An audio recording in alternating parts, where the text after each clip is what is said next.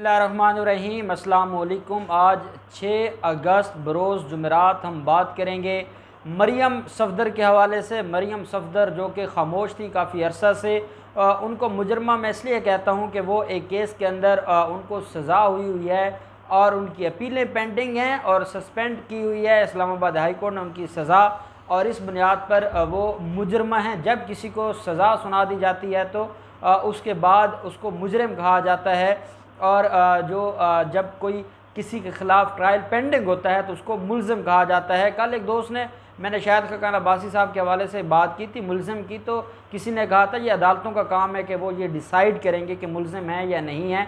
मुल्ज़िम का मतलब होता है जिस पर इल्ज़ाम लगाया गया हो। अभी ये इल्ज़ाम साबित नहीं होता, जब साबित हो जाए वो मुजरिम बन जाता है। ये टर्मिनोलॉजीज़ हैं, और कुछ लोग हैं उनके अंदर वैसे ही एक बुग़्ज़ होता है और वैसे ही एक जहालत है, और वो इन बुनियादों पर तनकीद करते रहते हैं। तो मैंने कहा ये भी क्लियर कर दूं। और दूसरी अहम बात, मरियम नवाज़ के हवाले से बात करने से पहले मैं आपको ये भी क्लियर कर दूं कि आज हमने बात की थी शायद खकान अब्बासी के LNG रेफरेंस की समाअत के हवाले से। उसमें एक अहम डेवलपमेंट हुई है। सुबह तो जब ये केस की समाअत हुई थी तो तब नैब ने यह कहा था कि जो रेफरेंस है, ज़िमनी रेफरेंस है, वो आज फ़ाइल नहीं हो सकता।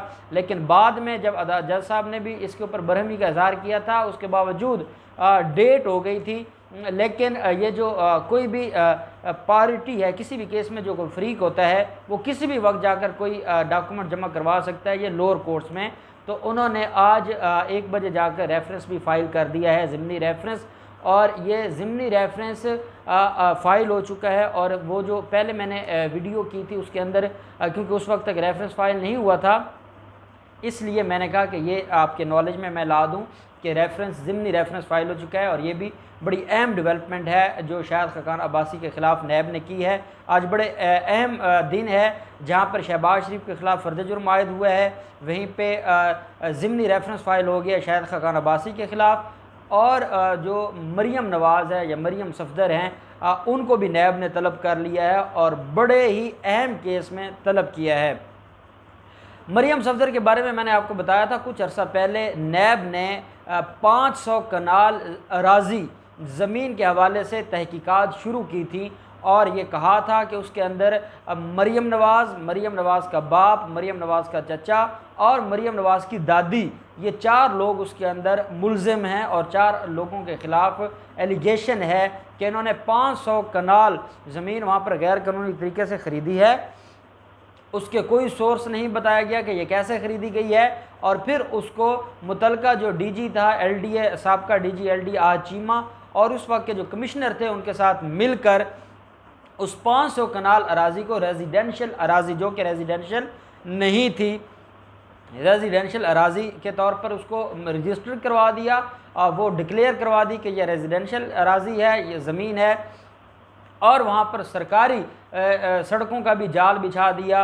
वो एलिगेशन था, और इसके ऊपर हमने बात की थी कि चोरों की माँ भी चोर निकली, और वो अभी तक इंक्वायरी चल रही है। और उस इंक्वायरी में ये डेवलपमेंट हुई है कि मरियम सफ़दर जो कि उस 500 कनाल की अराज़ी में 200 कनाल अराज़ी की मालिका हैं, उनको नैब ने तलब कर लिया है। और नैब ने 11 अगस्त को कहा है कि वो नैब लाहौर के दफ्तर में पेश हों और आकर जवाब दें कि ये 200 कनाल कैसे आया, ये 200 कनाल किन पैसों से ख़रीदी गई, ये 200 कनाल का सोर्स क्या है, आमदन क्या है, और ये जो आपने गैर कानूनी तरीके से उसको रेजिडेंशियल एरिया डिक्लेयर करवाया है, और आपने जो सरकारी ख़जाने से वहाँ पर सड़कें बनवाई हैं, इसका जवाब दें। इसके जवाब के लिए मरियम सफ़दर को बुला लिया, और ये ऐसा केस है जिसका जवाब मरियम सफ़दर के पास भी नहीं है और उसकी फ़ैमिली के पास भी नहीं है।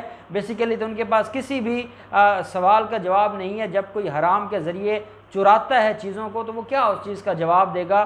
तो उसके बावजूद अब इसमें होना क्या है, जहाँ पर मरियम नवाज़ और शहबाज शरीफ भी, क्योंकि इसके अंदर मुल्ज़िम है, कुछ ज़मीन है शहबाज शरीफ के नाम है, और 150 कनाल नवाज़ शरीफ के नाम है, 50 कनाल उनकी वालदा के नाम है, और ये सारे लोग इसके अंदर मुलव्वज़ हैं। नैब अब करना क्या चाह रहा है? नैब ये चाह रहा है कि मरियम नवाज़ को अब नए केस के अंदर, पहले उसके ख़िलाफ़ एक तो वो अपीलें पेंडिंग है इस्लामाबाद हाई कोर्ट में, और वहाँ से भी ज़मानत मिली हुई है। उसके बाद जो दूसरा अहम केस था वो चौधरी शुगर मिल का था। और चौधरी शुगर मिल में मैंने आपको बताया था कि ये तहकीकात सामने आई थी कि जो इंटरनेशनल एयरपोर्ट इस्लामाबाद में न्यू इंटरनेशनल इस्लामाबाद एयरपोर्ट बन रहा था, उसके जो पैसे थे, उसके जो फंड्स थे, वो चौधरी शुगर मिल में आते गए और चौधरी शुगर मिल में वो ट्रांसफ़र हुए। वो ट्रांजैक्शंस चौधरी शुगर मिल की थी, तो उसके ऊपर भी रेफरेंस अभी तक फ़ाइल नहीं हुआ। वो केस दाखिल दफ्तर हुआ है। जब नैब रेफरेंस फ़ाइल कर देगा तो वो दोबारा उसके ऊपर हेयरिंग स्टार्ट हो जाएगी। और मरीम नवाज़ और नवाज़ शरीफ को उस केस के अंदर परमानेंट एग्जाम्प्ट किया गया था कि जब तक रेफरेंस फ़ाइल नहीं होता ये अदालत में पेश ना हो। और वो चौधरी शुगर मिल केस है जिसके अंदर इनकी दरख्वास्त ज़मानत मंजूर हुई थी लाहौर हाई कोर्ट से, नवाज़ शरीफ की भी और मरीम सफदर की भी, और उसमें फिर नवाज़ शरीफ को बैरून मुल्क जाने की इजाज़त दे दी थी। अब क्योंकि उसके ऊपर अभी तक रेफरेंस फ़ाइल नहीं हुआ, इस वजह से वो केसेस अभी पेंडिंग हैं और वो बेल भी पेंडिंग है। साथ एक नई इंक्वायरी शुरू कर दी और इस नई इंक्वायरी में भी गिरफ्तारी का चांस है और बड़ा कवी इम्कान है। उसकी वजह यह है कि मरीम नवाज़ के पास ना तो कोई डॉक्यूमेंट है, ये इन्होंने अराज़ी ख़रीदी थी। जो लोग लाहौर में रहते हैं उन सारी चीज़ों को जानते हैं कि चंद दिनों में रायविंड कैसे इतने डेवलप्ड एरिया में कैसे ट्रांसफ़र होता है और कैसे वहाँ पर सड़कें आ जाती हैं, कैसे वहाँ पर पार्क्स बन जाते हैं। वो सारे का सारा जो इनका रायविंड का महल है उसको सजाने और उसको वहाँ पर जो महल है उसको इंटरनेशनल लेवल का बनाने के लिए इन्होंने जो आसपास की जितनी ज़मीनें थी, बेसिकली ये गैर कानूनी कब्ज़े थे। कुछ अल्ले तल्लों में इन्होंने ख़रीदी थी मुख्तलिफ लोगों को, ये गवर्नमेंट में थे, सारे ऑफिसर्स इनके थे, रेवेन्यू ऑफिसर्स इनके थे, मुख्तलिफ जो कमिश्नर्स हैं वो इनके थे। और इन्होंने प्रेशराइज़ करके पुलिस के ज़रिए, SHO रेवेन्यू के ज़रिए इन्होंने सारे के सारे वहाँ पर एरियाज़ पर कब्ज़ा किया था, फिर अपने नाम ट्रांसफ़र करवाई थी। अब मरीम सफदर की जो प्रॉब्लम है वो ये है, जो इस वक्त वो डिस्कस कर रही हैं, और वो प्रॉब्लम ये है, एक तो मरीम सफदर को ये इशू है कि जब हम यहाँ से जाने लगे थे, बैरून मुल्क नवाज़ शरीफ जाने लगा था और मरीम नवाज़ को खामोश करवाया गया था, तो वो ये रो रही है और वो ये कहती है कि मैं जब चुप हूँ तो उसके बावजूद मेरे ख़िलाफ़ नया पंडोरा बॉक्स क्यों खोल दिया है। एक तो ये वो सवाल पूछ रही है, दूसरा वो ये कहती है कि मेरी कोई गलती बता दें, मैंने इनकलाबियत छोड़ दी है, मैंने इदारों के ख़िलाफ़ ज़बान दराज़ी छोड़ दी है, मैं खामोश हो गई, उसके बावजूद मेरे ख़िलाफ़ कार्रवाई क्यों हो रही है। उसको ये नहीं इल्म कि ना उसकी खामोशी से ये एहतसाब बंद होने वाला है। और अब आप देख लें, नैब, जब से सुप्रीम कोर्ट ने नैब की क्लास लगाई है और सुप्रीम कोर्ट में नैब को सीरियसली डिस्कस किया जा रहा है, तब से नैब को भी अक्ल आना शुरू हो गई है। जैसे आज सुबह एहतसाब अदालत में शाहिद खकान अब्बासी के केस में जज ने क्लास लगाई है, उसके बाद इन्होंने कोर्ट टाइम ख़त्म होने से पहले पहले वो रेफरेंस फ़ाइल कर दिया है।